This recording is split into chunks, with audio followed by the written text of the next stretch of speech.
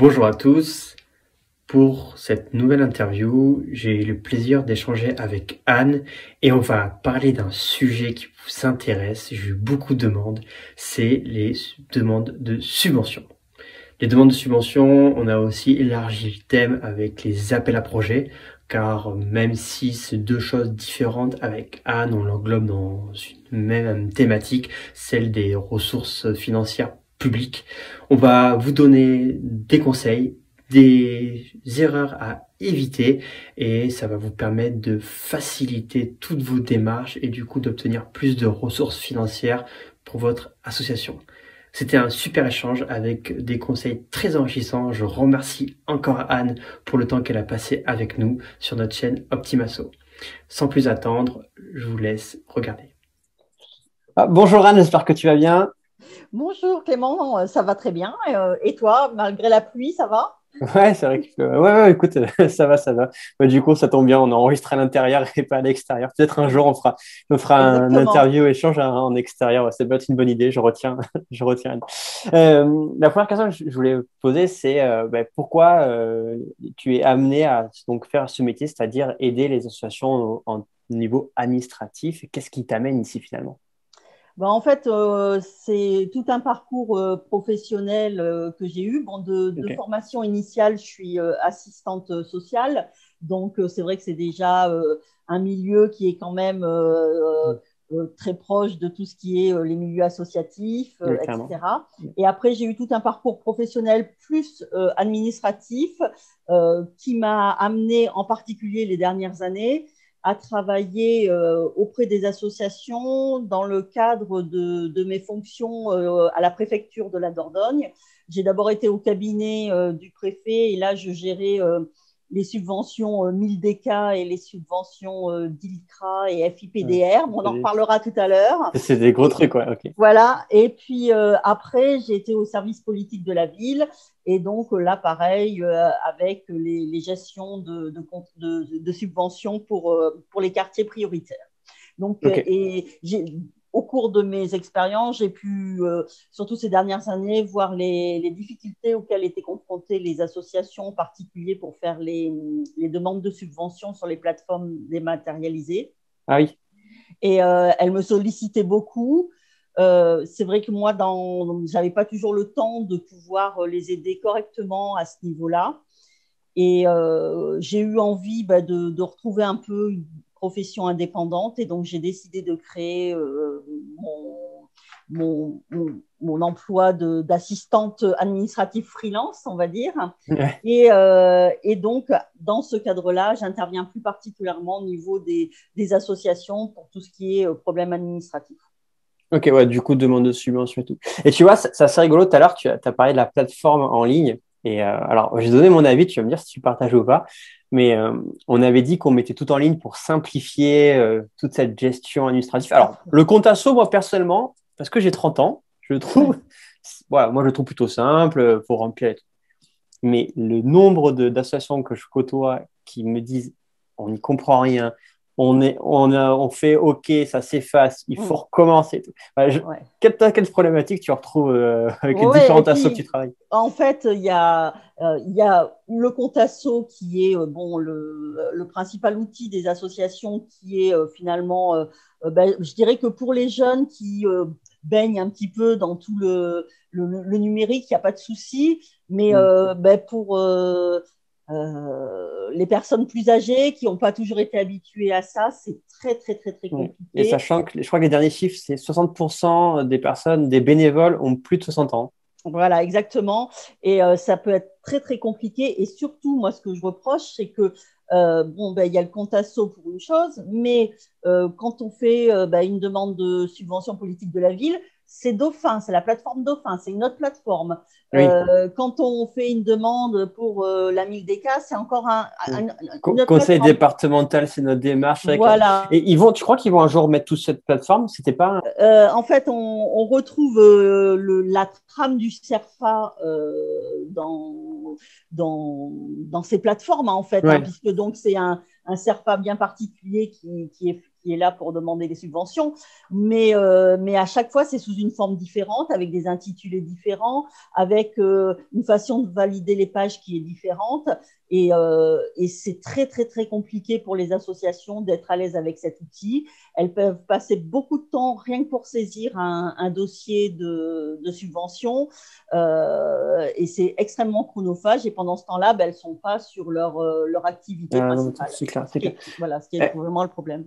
Un truc que je fais, tu vas me dire si je le fais bien quand je monte des dossiers de subvention. Vu que c'est un peu toujours la même trame, hein, tu as toute la réseau social de l'association. Donc ça, on peut essayer déjà de se le garder dans un côté d'un ordinateur, tu vois, et sauvegarder le truc. Après, tu as souvent la description du projet, une évaluation, en gros, avec des critères d'évaluation pour que le réussisse, le fameux budget prévisionnel. Et ensuite, après, de mémoire, on a que ça, quoi. Quand on fait après, il y a aussi, souvent, ils demandent en pièce annexe le budget prévisionnel de l'association. Oui, global, oui. Global, voilà. Oui, et c'est vrai que là aussi, souvent, les associations peuvent avoir des difficultés à faire la différence entre… parce que des fois, elles ont des actions qui, finalement, sont presque le fonctionnement général de leur association. Mais oui, ils ont un projet global. Voilà. C'est un projet. Et parfois, c'est assez compliqué d'arriver à bâtir des budgets à la fois d'un côté pour l'action, de l'autre côté pour l'association. Et parfois, les associations ont du mal à faire cette distinction. Ok. Et du coup, toi, quel conseil tu peux nous donner à toutes les personnes qui se lancent un peu dans cette marée de subventions pour que ce soit plus simple? Alors, pour que ce soit plus simple, il faut vraiment être… Quand on va pour déposer un dossier de subvention, déjà, il faut bien lire l'appel à projet auquel on répond. C'est-à-dire si on répond à un dossier prévention de la délinquance, si on répond à quelque chose pour la lutte contre l'alcool. Enfin, voilà. Généralement, quand on sollicite une subvention, c'est dans un cadre bien précis. Il faut à tout prix lire l'appel à projet correctement, parce que souvent, les associations, elles pensent savoir, elles ne relisent pas du tout ni les consignes, ni vraiment dans quel cadre ça s'inscrit. En plus, il peut y avoir, par exemple, certaines années, on va plutôt privilégier les jeunes ou privilégier une tranche d'âge, etc. Tout ça, c'est indiqué dans l'appel à projet. Il faut à tout prix lire correctement l'appel à projet, voir si on rentre bien dans tous les clous, voir toutes les pièces qu'il y a à fournir, monter un projet qui soit clair, qui soit concret. Je dirais qu'il faut éviter d'avoir les yeux plus gros que le ventre. C'est-à-dire que parfois les associations, elles ont envie de mettre beaucoup plus, quoi. Est-ce que d'ailleurs, voilà. Alors tu vois, moi je le fais. Alors, bon, mea culpa, je l'avoue. Tu vois, je gonfle pas les prix, hein. Je mets en place ce que j'aimerais vraiment, tu vois, en termes de projet. Ouais. Bon, et on sait souvent qu'on a un petit peu moins. Alors, est-ce que ça, c'est utile de demander plus et pour avoir plus, ou finalement, on le sait non. Pas. Ouais. Non, pas forcément. Après, c'est vrai que souvent, par rapport à ce qui est demandé, comme justement, on sait que c'est gonflé, enfin que c'est… Ah oui, donc voilà, c'est… ça va à la baisse. Ouais, ça va à la baisse, mais c'est vrai que un projet qui est bien monté, où on sent vraiment que au niveau budget, c'est clair, que toute la procédure, les différentes étapes d'évolution du projet sont bien cernées, que tout est bien clair, transparent, qu'on comprend vraiment où veut en venir l'association, qu'est-ce qu'elle a construit, comment. Dans ces cas-là, il y a… Voilà. Ouais. Et je crois que des fois, il vaut mieux voir un projet plus petit, mais mieux construit qu'un gros truc, qu'un gros barnum dans lequel le lecteur de la subvention va un peu se perdre. Ouais, j'avais fait une vidéo dessus. C'est le conseil, c'est vraiment un humain qui lit vos dossiers. Hein. C'est pas parce qu'on l'envoie sur une machine que c'est une machine, c'est un humain. Ouais. Et tu vois, j'aurais complété aussi sur quand on parlait des budgets, donc que de l'action, avoir un budget aussi bien ficelé. Donc dans les dépenses, voilà, je sais pas, des fois, j'en vois certains qui gonflent les budgets communication. Je me dis, mais tu vas acheter 40 000 flyers ou quoi? Donc, c'est pas possible. Et également, donc, dans les recettes, essayer d'avoir un modèle financier assez complet avec Ouais. peut-être de la marchandise, donc de la vente comme une petite buvette sur une compétition par exemple, Ouais. subvention publique, plusieurs d'ailleurs, peut-être conseil D'ailleurs, d'État. plusieurs, le cofinancement, c'est hyper, Ouais, hyper moi je trouve. important.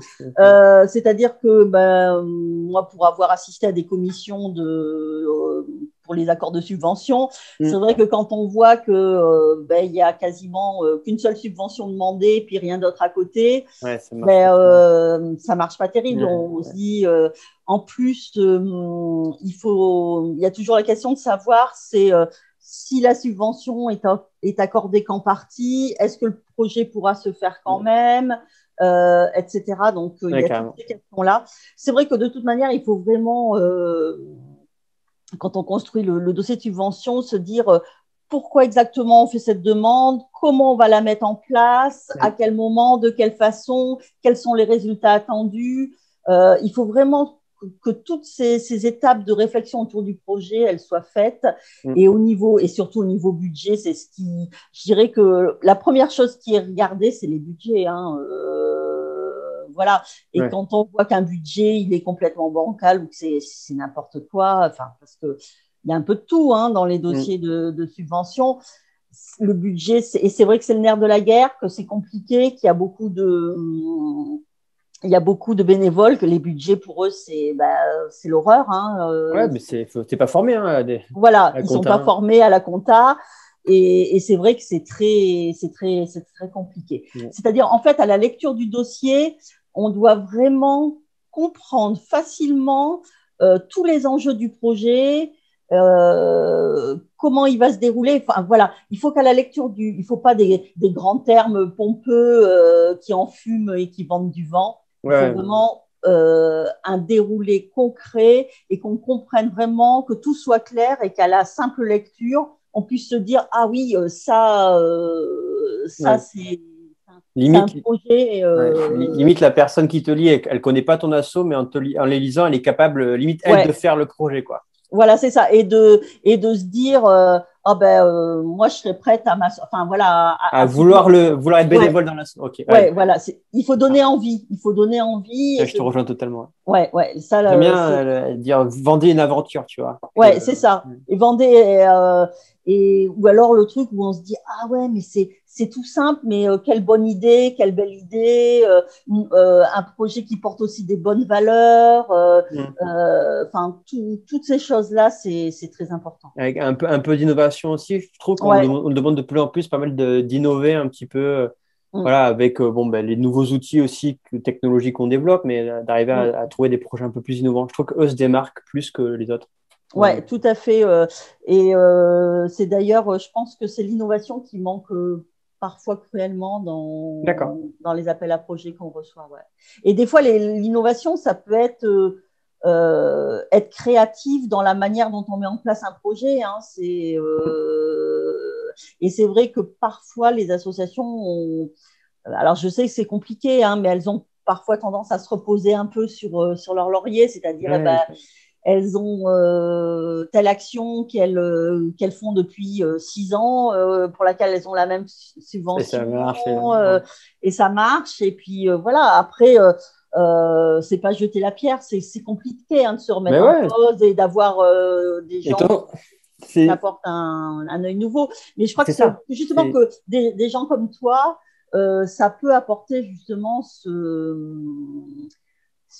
petit éclair ce nouveau regard sur l'activité, une nouvelle approche pour remettre un peu en cause ces pratiques. Mais, de toute façon, tu l'as dit, en gros, tu veux faire un projet innovant, il y a nouveau dedans. Et quand ça fait 10 ans que tu tournes avec le même bureau, que le président, il voudrait bien faciliter sa place, mais personne ne veut le remplacer. À un moment, c'est compliqué d'avoir de nouvelles idées, tu vois. Donc, c'est même pas la faute des assos, c'est le système un peu qui est comme ça, où on a du mal à renouveler. Et voilà. Et je connais pas une asso qui refuse des bénévoles. Donc, c'est clair. Je pense que la clé, elle est aussi là, pour avoir des projets innovants. Oui, il faut voir un peu ce qui se fait autour, essayer d'aller piocher dans des trucs un peu plus différents, sortir un peu ça de confort. Mais surtout, c'est recruter de la nouvelle matière grise et de la mettre sur la table, quoi. Et du coup, tout à l'heure, quand on parlait un peu des différentes recettes et des différentes subventions, est-ce que pour une association, donc moi, je suis beaucoup dans le monde associatif plutôt sportif, mais là, j'ai de plus en plus de personnes dans le monde caritatif et culturel qui me contactent. Quelles sont, en règle générale, les subventions incontournables? Tu vois, si on en a peut-être les 3-4 à au moins remplir, ce serait lesquelles? Alors, c'est vrai que subvention incontournable, et c'est effectivement compliqué parce que ça dépend vraiment du projet associatif. D'accord. Mais je dirais que la première chose, c'est que l'association, elle doit regarder dans quel milieu elle vit et se rapprocher d'abord, premièrement, de sa commune. Hein. Généralement, ça, c'est clair, je vais tout le temps ça. voilà, se rapprocher de sa commune et essayer de demander une subvention communale. Mm. Après, passer un petit peu à l'échelon au-dessus, c'est-à-dire au niveau départemental, Conseil départemental. conseil départemental. Est-ce qu'il y a quelque chose qui est fait dans le domaine où ils interviennent? Et puis après, l'échelon au-dessus, la région. Il faut toujours un peu regarder ces trois échelons hein, quand on est une association qui fonctionne un peu. Et puis après, il faut regarder tout ce qui est les appels à projets proposés par l'État au niveau du département. Donc, généralement, la préfecture, elle rassemble un petit peu sur son site tout ce type de subventions. Donc, c'est celle dont je parlais, le Fonds interministériel de prévention de la délinquance, la DILCRA qui lutte contre l'antisémitisme et la lutte contre les LGBT, etc. Et puis ici aussi penser au niveau départemental, il y a le fonds de développement de la vie associative, le FDVA. Ouais, moi j'aime bien ça, je pas trop. Ouais, voilà, le FDVA qui peut aider aussi bien au niveau de la formation que des petites subventions. Alors c'est vrai qu'ils ont pas forcément des gros budgets, mais ça peut être aussi, alors c'est pareil, c'est un appel à projet. Alors ça faut vraiment essayer de suivre les appels à projet. Alors c'est vrai que c'est pas toujours évident pour les associations de suivre les appels à projets. Ouais, de faire une sorte de planning, quoi. Ouais, de faire une sorte de planning, de savoir, parce que c'est toujours à peu près les mêmes dates. Donc, en fait, une fois qu'on a commencé après, c'est vrai que il y a des associations qui arrivent à avancer sans subvention. Hein. Voilà, ça, ça dépend vraiment d'un fonctionnement particulier, mais c'est vrai que généralement, pour tout ce qui est culturel, caritatif, etc., il y a quand même beaucoup des subventions. Ouais. Mais c'est vrai qu'il n'y a pas vraiment d'incontournable. Après, il faut vraiment regarder ce qui se passe autour de soi. Ok. Tu vois, moi, alors, la mairie, pour moi, c'est une association, elle doit bosser avec sa commune, tu vois, ça me paraît incontournable. C'est super important. Rien que pour ça. Donc, c'est vrai que, tu vois, la mairie, alors pour la mienne, en tout cas, celle dans la ville où je suis, elle fonctionne comme ça, elle fonctionne comme le conseil départemental et le FDVA aussi, cette année, a fonctionné comme ça. C'est tu fais une demande, mais de fonctionnement de ton association. Ouais, c'est ça. Et c'est plus sur un projet type. Donc, ça, c'est. Alors, peut-être qu'il y a un peu moins d'argent derrière, mais en tout cas, moi, je trouve que c'est intéressant parce que des fois, on se sent un peu bridé. On va dire, mon association, elle fait pas, alors, je sais pas, par exemple, les discriminations, tu vois. Ah mince, du coup, je me sens bloqué et je sais qu'à une époque, le sport, la mode, c'était le handisport. Alors, moi, je trouve ça très bien et j'ai développé des sections et je prône les sections handisport. Mais du coup, j'avais des clubs qui n'en avaient pas du tout, qui ne pouvaient même pas accueillir de personnes en fauteuil roulant. Et ont fait des demandes, ont eu de l'argent pour acheter des fauteuils, ont acheté des fauteuils, mais derrière, en fait, ils ne pouvaient pas. Et en plus, le pire, c'est que certains ont eu, en fait, normalement, tu as une cote-part, c'est 50% de ton projet est financé. Oui, tout à fait. Et du coup, ils se sont retrouvés limite à perdre de l'argent. Alors, donc c'est ça un peu le côté qui bridait, c'est quand c'est fléché sur un projet qui n'est pas forcément le tien, tu es un peu frustré. Bon, tant pis. Mais du coup, au moins la mairie, conseil départemental et FDVA, donc le Fonds de développement de la vie associative, ça c'est quand même pour moi trois demandes de subventions qui peuvent être faites. La période, c'est simple, c'est de décembre jusqu'à février, en gros. Hein. En gros. C'est cette période-là, il ne faut pas les louper. Et logiquement, on est bon, quoi. Ouais, après, justement, c'est un problème assez important que tu soulèves. C'est que parfois, c'est très dommage qu'on finance les associations que sur un appel à projet et pas sur le fonctionnement en général, parce qu'on sait très bien que malgré tout, ils ont besoin de subventions pour fonctionner Bien sûr. et que souvent, leurs actions, elles sont intimement liées au fonctionnement. Du coup, c'est un peu comme tu le disais, des demandes cachées, enfin voilà, des demandes cachées de fonctionnement Ouais. par rapport à un projet. Mais ça, c'est un vrai problème et c'est un problème qui risque même d'augmenter avec les années qui viennent. Ouais. Mais en fait, tu as trois stratégies. En gros, donc, nous, tous les deux, je sais qu'on met les appels à projets un peu dans le même panier que les subventions. Alors, il y en a qui vont dire, ah, c'est pas Ouais. pareil. Oui, mais Ouais, bon, bon. En ouais, gros, voilà, on va dire que c'est de l'aide des subventions un peu publiques. c'est ça. Voilà. Euh, En gros, tu as soit une demande de subvention de fonctionnement. Donc là, en gros, tu présentes ton projet global et tu Bah dis, oui. pour mettre mon projet global, il me Mm, faudrait, j'ai besoin de 3 000, 4 000 euros mm, pour pouvoir mm. voilà, mettre en place. Fonctionner. Tu as la demande de subvention qui est fléchée, donc sur Mm, des thèmes précis, mm, développement par exemple du sport féminin, lutte contre les mm, discriminations, inclusion des personnes en situation de mm. handicap, tout ce qui est quartier prioritaire de la De la ville, voilà. ville. Ouais. Notamment zone rurale, donc les Mm. ZRR, voilà. Donc ZRR, ouais. zone de revitalisation rurale. Voilà. Donc ça, c'est des subventions qui vont être plutôt donc fléchées. Et Mm, après, tu as les appels à projets où là, c'est donc souvent aussi même des sociétés hein, qui font du mm. greenwashing du style Ouais. Total, Mm, SNCF, qui vont te dire voilà, on met ouais. en place des valeurs à valeur sociétale. Mm, McDonald's aussi le faisait, FDJ l'a fait pas mal, la France mm. des jeux, la fin, c'est pas Bah, le mal. Crédit Agricole Ouais, finance pas Crédit Agricole mal. aussi beaucoup, ouais. Mais eux déjà ils sont déjà très proches des associations. Ouais, ouais. Ouais. Et donc, voilà, ça c'est un peu le troisième. Donc, je sais qu'il y en a qui font un peu la stratégie de soit de faire un peu tout. Il y en a qui disent, bah, nous, on fait que du fonctionnement. Il y en Mm, a qui disent, bah, nous, on fait pas de fonctionnement, on fait justement que des subventions mm, fléchées et du coup, ça rentre dans un truc global. Et d'autres qui, finalement, plus aussi les grosses fondations vont répondre à des gros appels à ouais. projets européens, Mm. voilà, sur des appels qui durent 3 ans, par exemple, aussi qui vont Ouais, financer. j'ai pas parlé du FSE, du Fonds Ouais, européen, parce que bon, c'est des financements qui sont intéressants, mais c'est vrai qu'ils concernent surtout des grosses structures qui généralement bon, savent bien où aller chercher les sous. ouais, bien sûr, bien sûr. Et, ouais, et du coup, toi, donc, ouais, toi, t'as peut-être pas trop ce type-là parce qu'ils ont déjà des personnes salariées dedans, je suppose. Ben, Et c'est souvent, quoi enfin, ton champ d'intervention, du coup?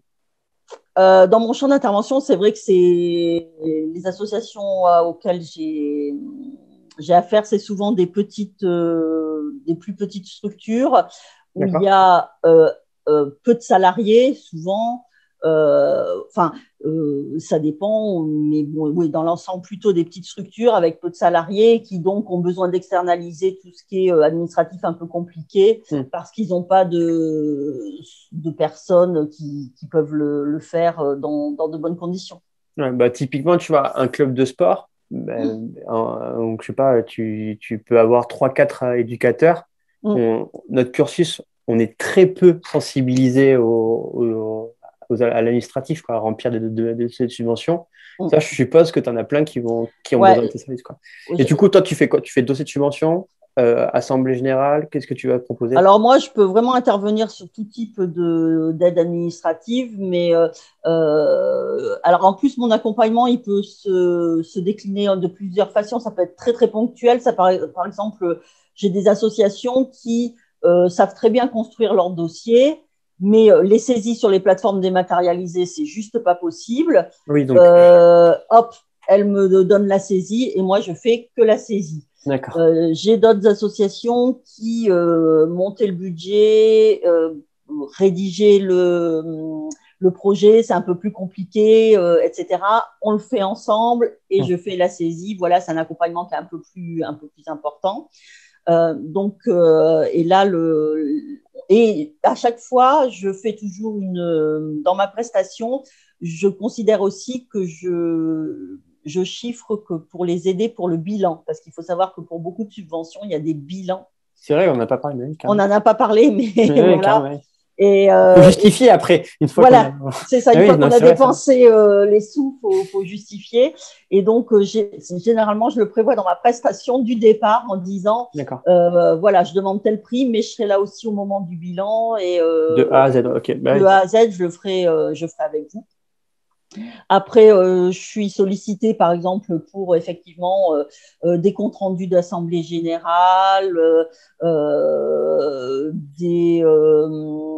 en association, ouais, compte rendu d'assemblée générale, c'est surtout ça. Et puis après, ça peut être une nécessité, par exemple, pour communiquer, faire un emailing, un peu de communication simple, ils n'ont pas le temps, ben, je vais intervenir, je vais les aider sur le emailing et ça peut être aussi des aides pour, tout bête pour faire des étiquettes parce que faire des étiquettes pour faire un courrier à tous leurs adhérents, c'est juste pas possible.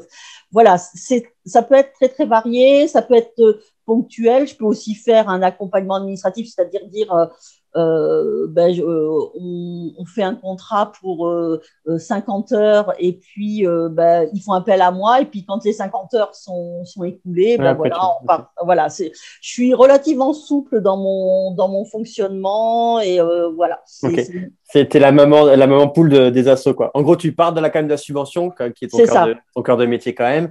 Et tu as bien compris que, de toute façon, dans le monde associatif, il y a 3 problèmes.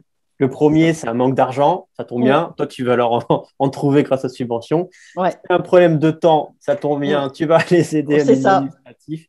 Et un problème de ressources humaines, c'est-à-dire qu'on manque de bénévoles ou de personnes qui filent un coup de main. Et donc, toi, tu arrives en renfort et tu vaux un super bénévole derrière, quoi. Et ben, j'essaye, voilà, c'est ça. Et c'est vrai que j'ai des associations, par exemple, j'en ai une où ils sont super âgés, ils sont adorables, mais c'est mes papis, mais voilà, dès qu'il y a un truc en ligne à faire, c'est juste la catastrophe. Enfin voilà, donc ils savent qu'à tout moment ils peuvent m'appeler en me disant au secours, au secours, au secours. Voilà, c'est ça. Ok, cool.